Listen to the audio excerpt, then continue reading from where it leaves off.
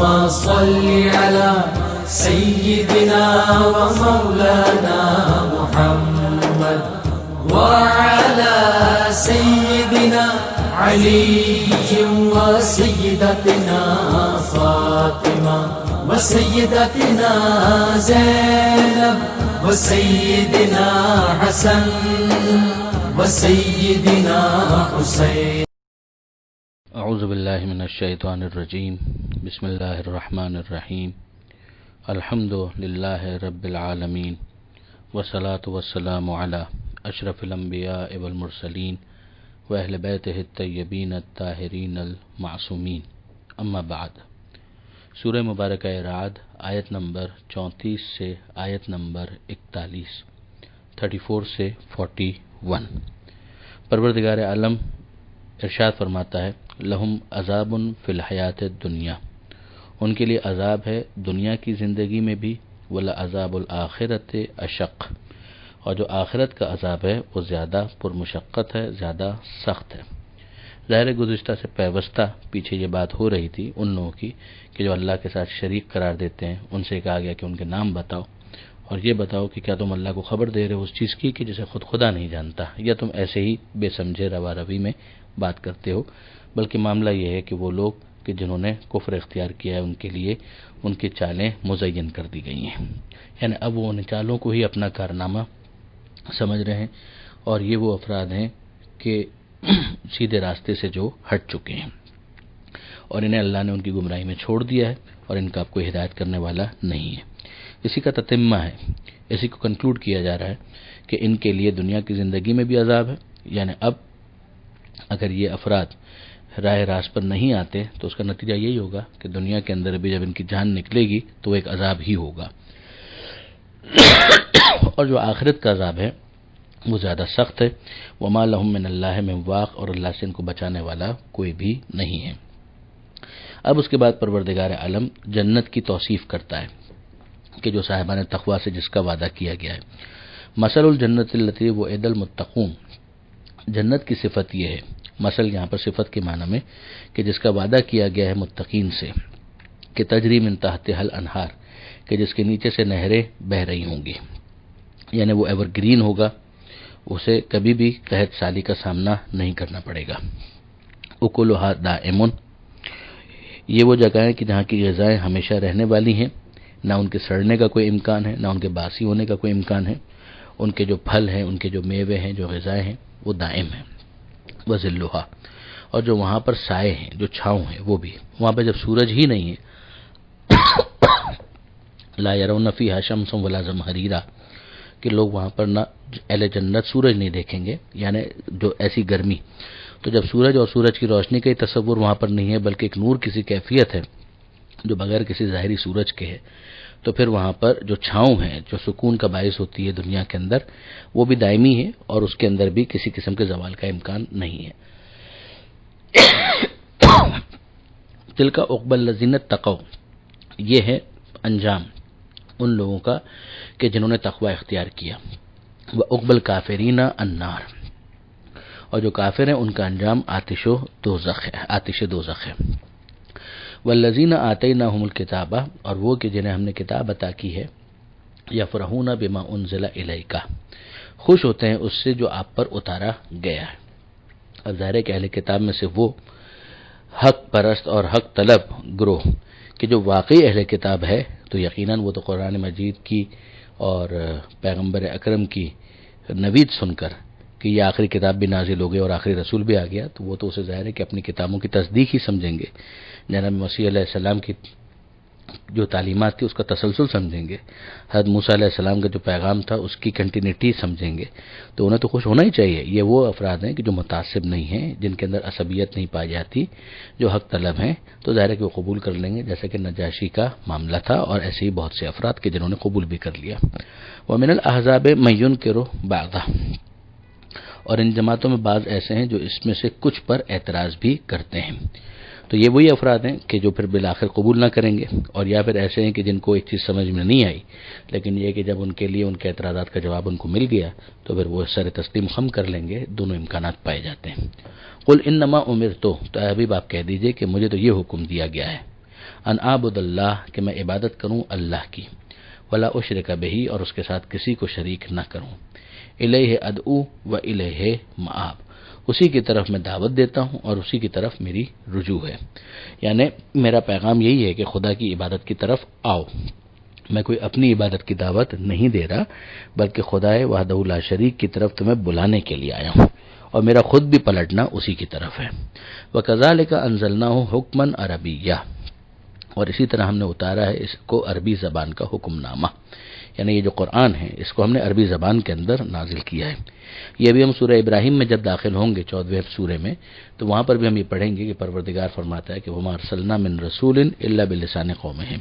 ہم نے جب کبھی بھی کسی رسول کو بھیجا تو اس کی زبان وہی رکھی کہ جو اس کی قوم کی زبان تھی، ورنہ ظاہر کمیونیکیشن گیپ آ جائے گا۔ اب وہ رسول کہ جس کو ساری دنیا کے لیے پیغام پہنچانا ہے، ابتداءً تو ظاہر ہے کہ کسی ایک قوم میں ہی اس کا پیغام سرایت کرے گا اور آہستہ آہستہ یہ پینیٹریٹ کرے گا، تو اب اس کی زبان کیا ہو، تو اس کی زبان وہی ہوگی کہ جو ابتدائی قوم جس سے اس کا سامنا ہے اس کی جو زبان ہو، لہٰذا اسی عربی زبان کے اندر اس کو نازل کیا گیا، اور اس کتاب کے ذریعے سے پھر پیغمبر اکرم فیصلہ بھی کرتے تھے، حکمن فیصلہ کرنا، حکم نامہ۔ وَلَئِنِ اتَّبَعْتَ أَهْوَاءَهُمْ بَعْدَ مَا جَاءَكَ مِنَ الْعِلْمِ اور اے حبیب اگر آپ اتباع کریں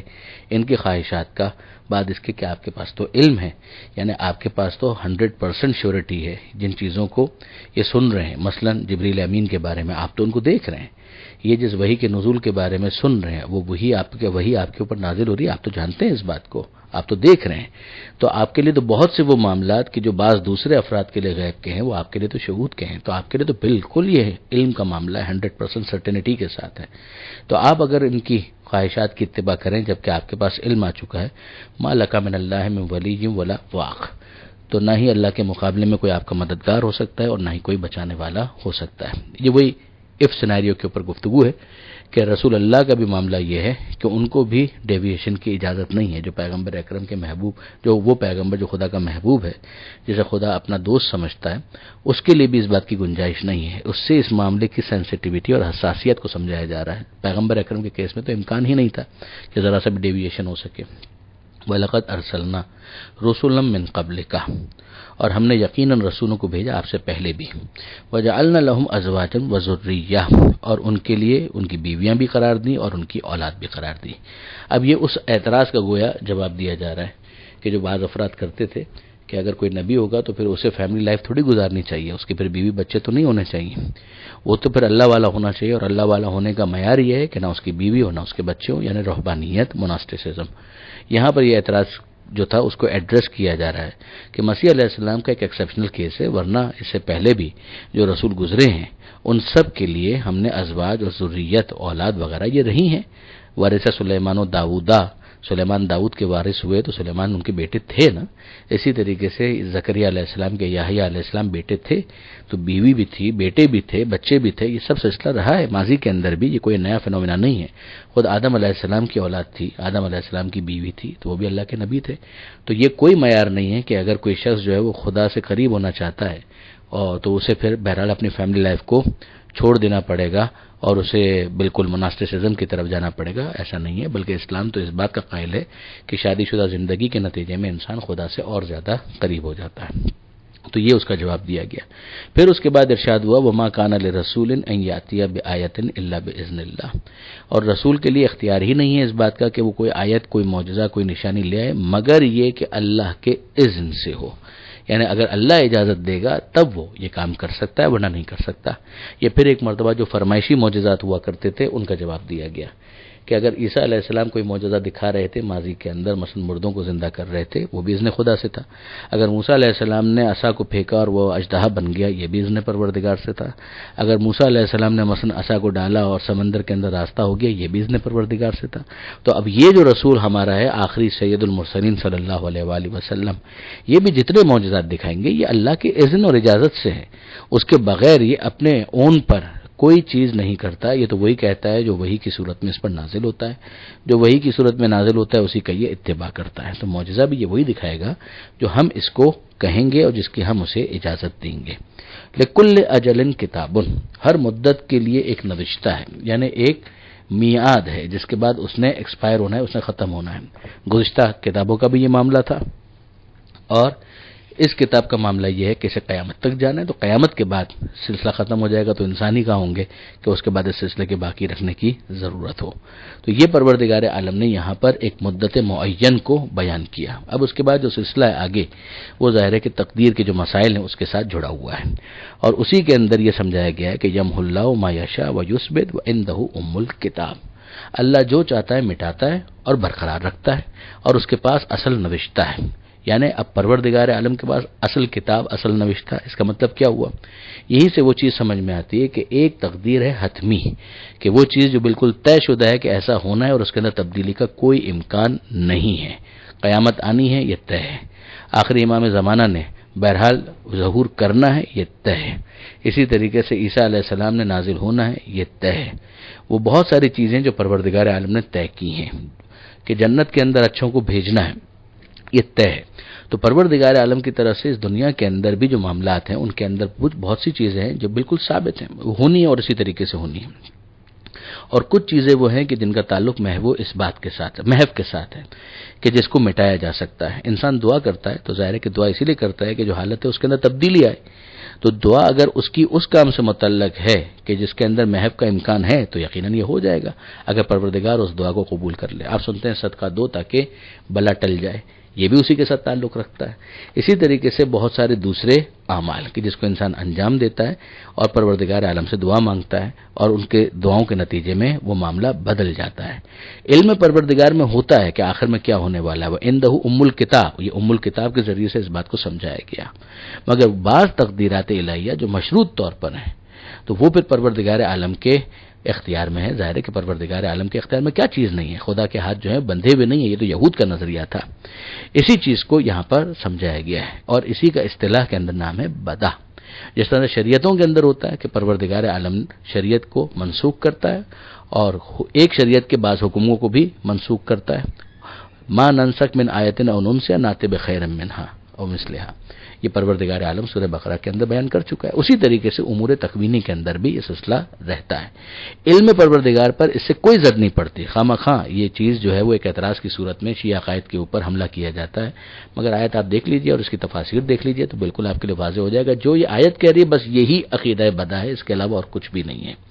یمحو اللہ ما یشاء ویثبت وعندہ ام الکتاب۔ پھر اس کے بعد ارشاد ہوتا ہے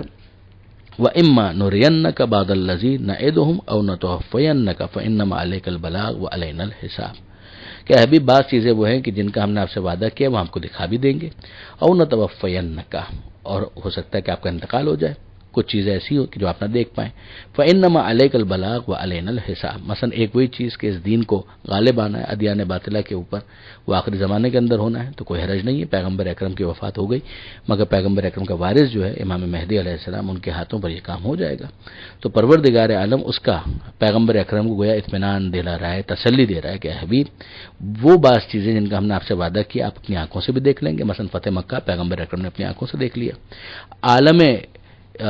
کل پر اسلام کا غلبہ وہ ظاہر ہے کہ وقت آئے گا جب ہو جائے گا، وہاں پیغمبر اکرم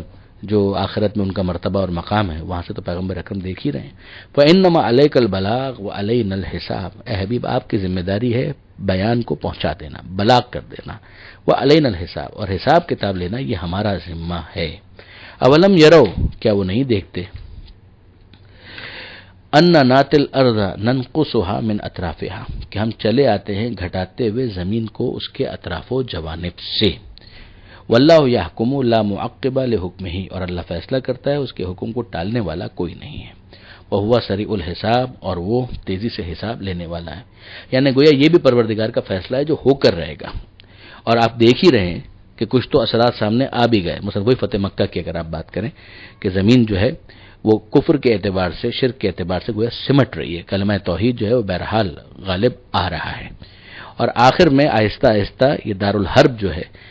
وہ آہستہ آہستہ گھٹتا چلا جائے گا اور ختم ہو جائے گا، چاہے قیامت سے کچھ پہلے یہ کام مکمل ہو، لیکن یہ ہوگا۔ پروردگار عالم کو اس معاملے میں کوئی جلدی نہیں ہے۔ اب دوسرا جو اس کا مطلب کیا گیا وہ علماء کی کمی سے بھی اس کو تعبیر کیا گیا، یعنی وہ ایک معاملہ اور ایک دوسرا کہ یہ جو پروردگار عالم نے کہا کہ زمین کو ہم کم کرتے جا رہے ہیں، تو ایک تو دارالحرب کی بات ہو گئی، دارالکفر کی بات ہو گئی کہ وہ آہستہ آہستہ سمٹتا جا رہا ہے، اور قبل قیامت سے پہلے اور بھی معاملات ہو جائیں گے، اور معاملہ بالکل غالب آ جائے گا اسلام کا، لیظہرہ علی الدین کلہ ولو کرہ المشرکون والی بات ہو جائے گی۔ اور ایک یہ ہے کہ دوسرا ایک اینگل ہے جس کو آپ ایک تعبیر اور ایک تعویل کے عنوان سے بہرحال دیکھ سکتے ہیں کہ جو علماء کی کمی ہے، علماء کا جو انتقال ہے، اس کو بھی بعض روایات کے اندر اس آیت کی تفسیر بیان کیا گیا کہ جو علماء کا اس دنیا سے اٹھ جانا ہے، یہ گویا زمین کا سمٹ جانا ہے۔ بہرحال اللہ عالم، یہ آیت نمبر 41 کے اوپر یہ صفحہ مکمل ہوا۔ پروردگار عالم سے دعا ہے قرآن پڑھنے، سمجھنے اور عمل کی توفیق عطا فرما، اور وارث قرآن امام زمانہ کے ظہور میں تعجیل فرما۔ وآخر دعوانا ان الحمد للہ رب العالمین۔ والسلام۔